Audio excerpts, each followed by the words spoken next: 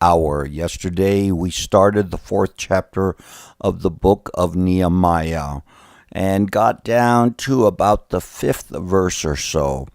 The work has progressed. The work is if you read just the third chapter alone, you think, well, it's time to dust your hand off and to sit back and say, yeah, we got it done. But that's not the case. The work has started, and it's been a great start.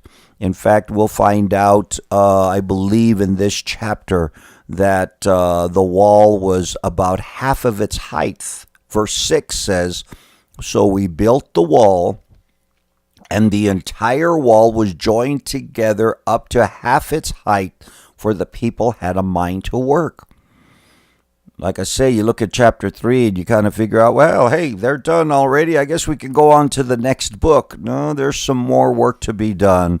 And as we found out at the end of yesterday, you can always expect the enemy there. Now, the enemy, let's talk a little bit about it. I mean, we beat up on the enemy all the time. The devil made me do it. You know, the poor devil probably looking out there and saying, what? I was asleep. What do you mean the devil made me? Yeah, we're always blaming the devil. But the devil sometimes can be a source of inspiration. You know, you need to learn that sometimes you're going to get real angry at the enemy. You're going to find out that sometimes the enemy is going to try to oppose your attempt to walk in the will of God. You know, you're sure that God has spoken to you. You're sure that this is direction that you should be taking.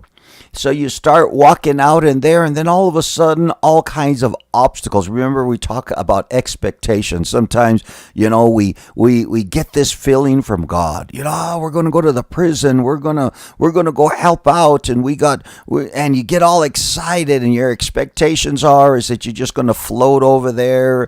You're going to open your mouth, and everybody's going to say, "Oh, the Oracle of Delphi has showed," and you know they're all just going to fall down and accept the Lord, and you're going to be able to float back home. And then but you find out that there's opposition on the way that you go, and that's what's happening with Nehemiah. The Bible says we're not ignorant of the enemy's devices.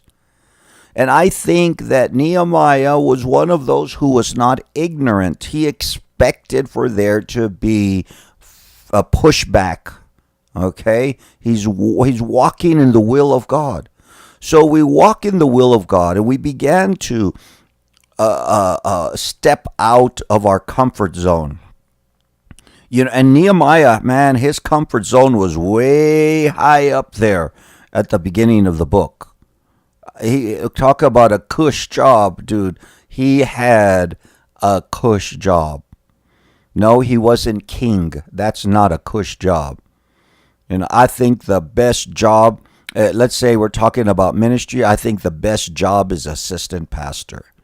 You know, let the fender take all of the mud. Who's the fender? The fender's the pastor, the head, the chief guy there. You know, he's the fender, and then they come to the second in charge, and you know, you're okay, and you're not so bad, and you know, so. Nehemiah knew what was going to happen. He knew what was coming down his way. Others might not have. Their expectations would have been, well, you know, but here comes the opposition. So what happened when Sanballat heard that we were rebuilding the wall, that he was furious and very indignant and mocked the Jews. Nehemiah had a cush job. He didn't have to, you know, he was the guy that was just watching all the problems that the king had, and he was just to make sure that he had a good attitude when he was ministering unto the king. And he comes all the way to Jerusalem, and man, there is opposition. But opposition, my brothers and sisters, this pushback from the enemy, you can use it as a source of faith. It's a sign many times. It's a sign to say, you know what, I am on the right track. It's not the opposite. Well, I wanted to do this, and I felt that God wanted me to do it, and I started doing it, and all of a sudden, my children and my job and my car and all. These are just ways that God is trying to get you to find there's more in you than what you really realize. And that's what I really believe, and I found true in my life, is that there's more within you than what you really realize. We're so easy many times. Well, one way or the other, the extremes. We're so easy to either put ourselves way down or to try to exalt ourselves way high up over there. And you know that there's a balance when it comes to that. Opposition will come. And a lot of times, it's a good thing.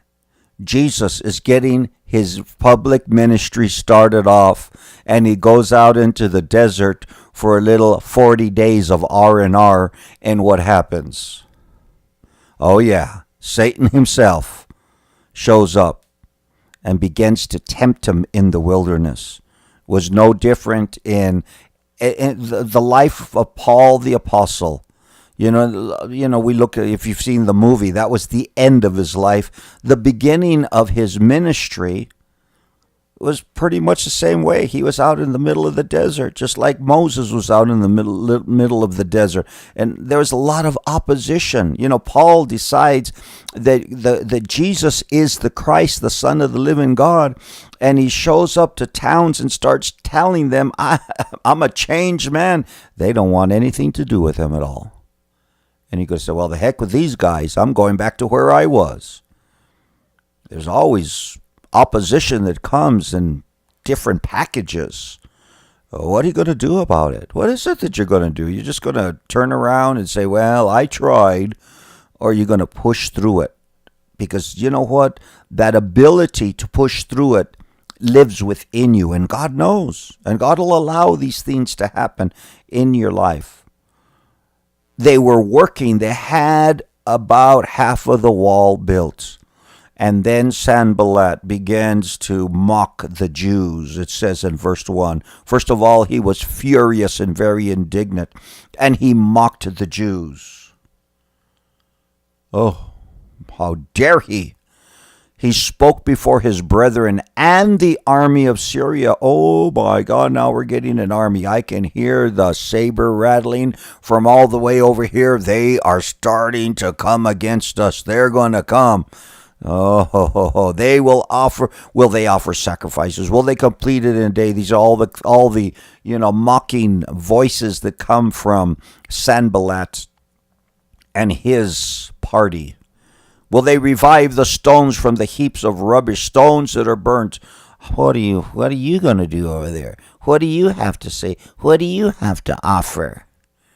These are all the mocking voices. Oh, I can do a mocking voice better than anybody. Now Tobiah the Ammonite was beside him, and he said, whatever they build, even if a fox goes up on it, he will break down their stone wall. Oh my gosh. And you start looking at your wall and you start saying, well, it is kind of weak. I mean, I don't know if it's not as strong as it was before, I'm sure. And, maybe we ought to have an anti-fox law, because I don't know if this thing's really going to, hey, you just do what God's called you to do. Just get out there and do it. And Nehemiah, Nehemiah knows exactly what to do. Nehemiah says, listen, it's not of me, but it's in me. There's a difference. There's a difference to know that it's not of you, but it's in you. Greater is he who is in you than he who is in the world. What does Nehemiah do? Goes straight to prayer. Hey, I think we have enough time for a short little prayer. Grab hands, everybody. We're going to say a nice little short prayer, and then we're going to get back to work. They're going to make sure that we get some things done over here. Let's take care of the opposition first.